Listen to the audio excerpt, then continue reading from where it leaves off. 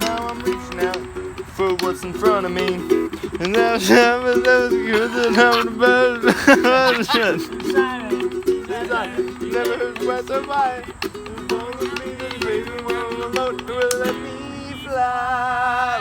Fly like a shooting star. I'm only seeing for a second when I pass by. Find bliss in the moment, then it's gone, and you realize shooting stars all around in the breeze and the trees, and the paper makes a funny sound. Hey oh, hey oh, hey oh, come on. Oh my God! Oh, Well, it's like just a log. oh my Yeah, God! with that in the back. Now I'm planting those seeds, yeah, and they're sprouting into trees. Now I'm gonna fly free, yeah, like a buzzing bee. And I'm reaching out for what's in front of me. Well, I can't wait to find what's meant to be found, waiting in plain sight in this silent town. Silent, too silent, yeah, I've never heard it quite so quiet. So I fall to my knees and I pray to the one am I alone, or will you let me fly? Deery brothers, like what can you say? I mean, just so much depth to the talent, and it's natural, very different musically, right? But artistically, just spot on expressions, and it's also interesting to watch them communicate as brothers and watch them communicate as musicians, you know, and their ability to know where the other wants to go, and yeah. So there's what do I want to say? An artistic synergy, and sometimes there's this familial dissonance, but that push-pull really just the creativity that it spawns is incredible. Cool. So and they both inspired me to you know, I chase after them a lot, you know, musically, just to stay on top and want to just up my game to meet where they're at. So totally cool. I agree with you on that a lot, especially because like they have contrasting like musical influences, right. You know, but they all just in some perfect crazy way it meshes together, synergy, like you said. It just all comes around full circle. It's great. Well, you know, one of the beautiful things about this band, at least for me, Will, is that there is a lot of harmony. We're all coming from the same place. You know, we all are accountable for our own stuff. We don't bring it into the room, but there's also so much creativity. So, really, from an artistic standpoint, one thing that goes on within me is that, you know, everybody's so accomplished, and Galen's actually a really good drummer too, and hears things in a particular way that, you know, to stay true to the movement of the song, but then also my own take on the song really has me asking a lot. You know, and sometimes I land and it works, and other times they're really polar ideas, and then we have to find some middle ground on it. Kind of have to dial back a little bit. Yeah. But that's a beautiful thing. It's about working as a team and as a collective. So you know, for the most part, it's just awesome. Yeah, creating that creative space is almost sacred in that kind of nature. Yeah, you know? and again, you know, that tension that comes from just so many good ideas. We could go, you know, we've gone from like Latin to that heavy feel and, and vibration, you know, so like how did that spin around? But that came from that. I don't think so. What do you mean you don't think so? Well, I think we should go here, kind of a thing. It's about pulling in different directions and kind of see what happens. And then then there's this one thing happens and we're all like, oh yeah, that, yeah, right? yeah. You know? And that's the magic. And I love that we stay with that process. Because we know something above all of us that's going to have the real message for the music is going to surface. Oh my God, yeah, absolutely, right? Absolutely. Yeah, that's to me is the takeaway from this whole thing. I've kind of noticed is like when we do play, you know, when we do jam on these tunes, it's almost hard to come out of it without feeling good. You know what I mean? That just feels kind of impossible. Right. And it's just such a wonderful thing too. Totally. It really is. Like the as far as the message goes, it's humanistic in nature. Like every time I think about you know what's the message, I think back to like a Trevor Hall quote from one of his tunes is "Love all, serve all, and create no sorrow," which is kind of you know where we are, where we're coming from. Intentionally speaking, you know, it's just like love is the answer. You know, love can lead to peace, and you know that's how I, you know, see things, and I think that's, you know, that's true in all respects. The joy and the intensity and the breadth of what's going on the inside is still expressed through the music, you know, but that even that verbal piece isn't there. You know, again, it's who we are. Oh my God, yeah. It expresses just the music same. is a language in its own respect, just instrumentally as well. Yeah. And I think this is the medicine for a generation. You know. Of a newfound consciousness. Listen, do you hear that in the distance? It's a lesson of a newfound consciousness.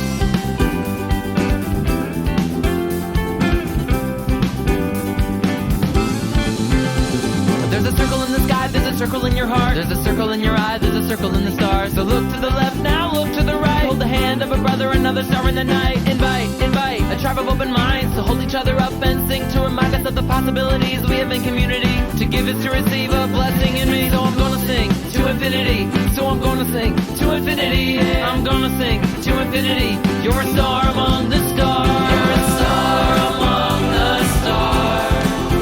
You're a star among the stars. You're a star among the stars. You're a star among the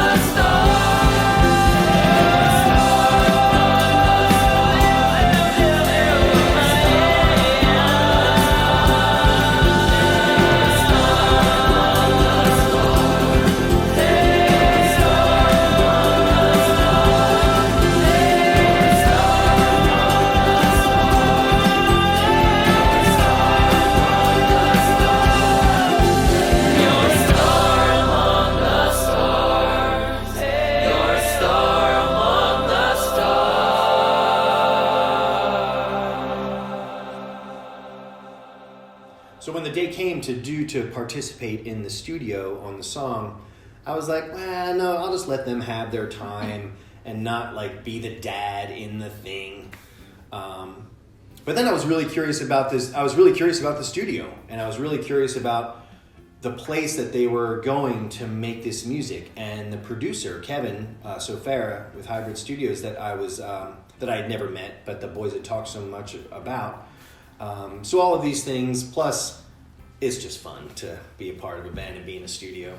And there was a small group of people, friends and supporters who were part of singing, and it was so fun.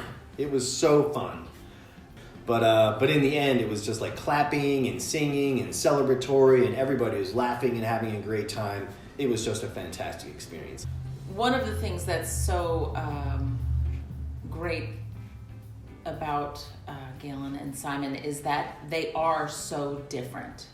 They have this same singular passion of music, but they go about music in two completely different avenues. Simon's very technical and very jazz driven a lot of the times, and he's really compositionally driven. And Galen is very heartfelt and spiritual and free flowing. He goes with the flow for sure. One thing that really surprises me about Galen is that he remembers everything that he learns, and he uses it all, and he incorporates that into his music all the time. And I really like that. And Simon remembers all of the technical things that he's learned in school, in theory and stuff. Yeah. I think one of my favorite things has been to watch their journey as they've gone from being young kids in the School of Rock and other iterations of the band. Galen's first band's name was Gibberish, and it was with some friends that he had from middle school and early high school. And to watch that journey as they've gone and grown as musicians into now Ito and the Moonlight Hippies has been just amazing to watch. They're mature as musicians, mature as people, mature their sound and what they write about and what their songs are about, and how they compose their music. It's really just been really, really fun and fantastic to watch.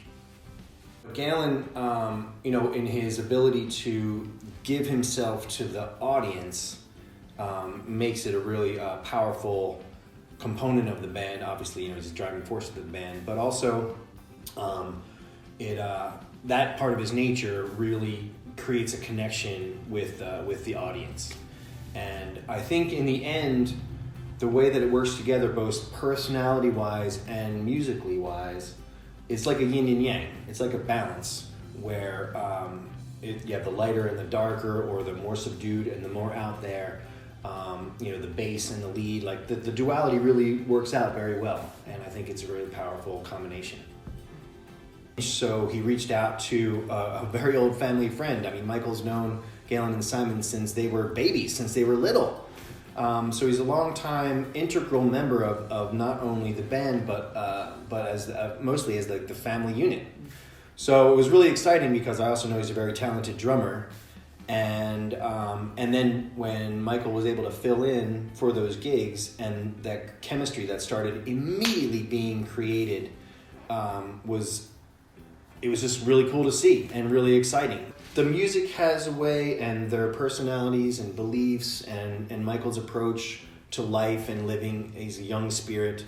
That kind of transcended the differences in age and differences in decades and all of those kinds of those what would be roadblocks, and it was a great combination. Yeah. And it's been a great combination.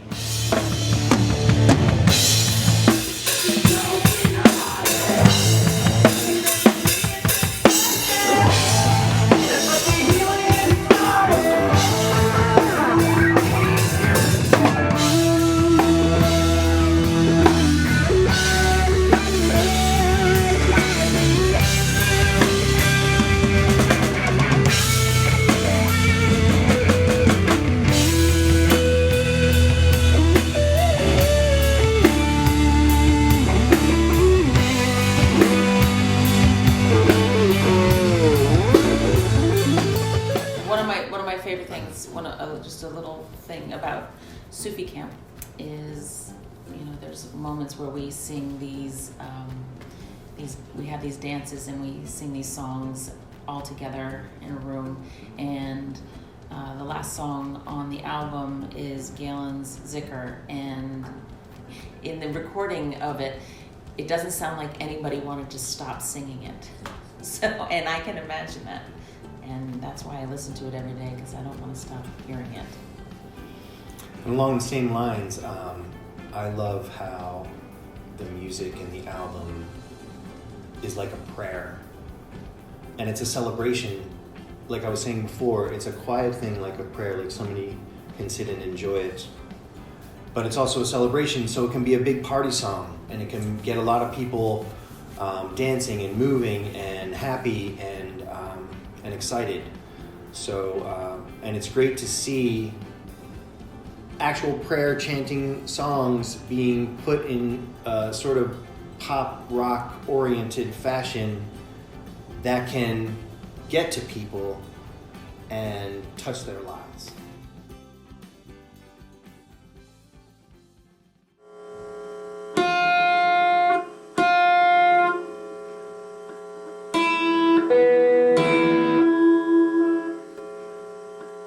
Now jam.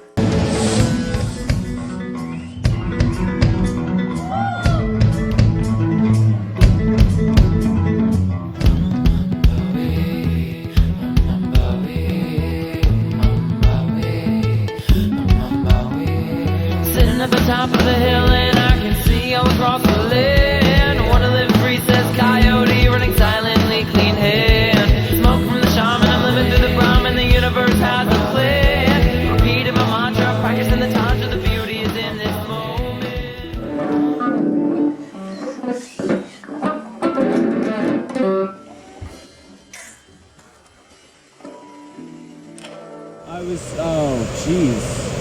think it was like 4 or 5 years ago now. I think it was like before I was in high school when I started playing my little U-bass with Galen at the public market and doing things. We didn't even rehearse really.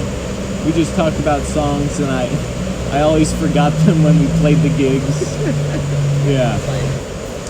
Well, I certainly come from a jazz background. I've been studying jazz for, I don't know, close to 8 years, maybe 7 years. And it's been a huge part of my life. And I like the funky stuff. So a lot of the songs I think have groovy bass lines. But I can take it slow too. I can play upright nicely on like a tune like Red Tail. That was really nice. In coming from a jazz background, I know a lot of theory behind everything. And I try to use it sometimes when writing the bass line or when thinking about chords to use. So being a part of this project since the beginning has really taken a toll on both my personality and how I play, certainly. Because I'm humbling myself a little. I am. And I mean, I've been able to experience the live aspect of performing, which a lot of kids my age don't get to. I've played in bars, I played on stages, I played in live streams. It's just been a serious experience and a lot of learning. I'm a changed man. To the story of the wind, the wind, the wind, the wind, the wind. The wind, the wind, the wind, the wind. The wind, the wind, the wind, the wind. The wind, the wind, the wind, the wind, the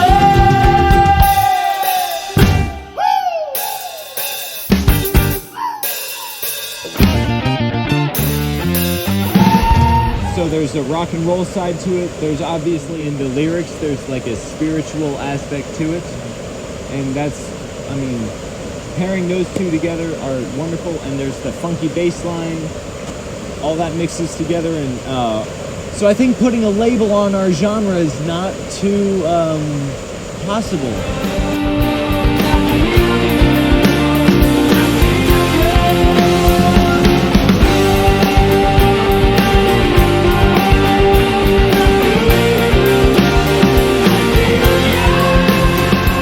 In recording Spirit of the Redwoods, there's been an overarching theme of just peace and love, a message of like selflessness and just like spreading the message.